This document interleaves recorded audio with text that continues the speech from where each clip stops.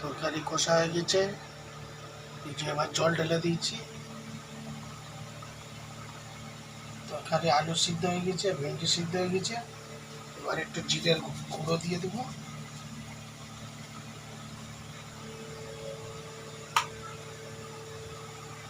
এবার জিরের গুঁড়ো দেওয়ার পরে একটু মাছ দিয়ে দেবো।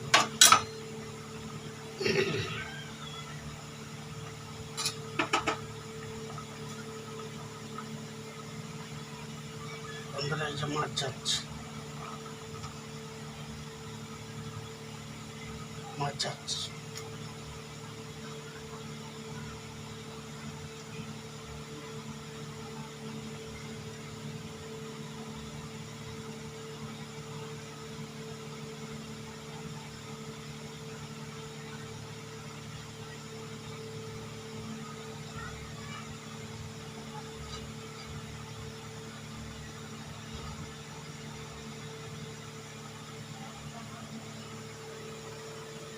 এবার মাছ চলে গেল, এবার এর মধ্যে একটুখানি ফুটে গেলে এবার বন্ধ করতে হবে। বন্ধুরা হয়ে গেছে, টাটা।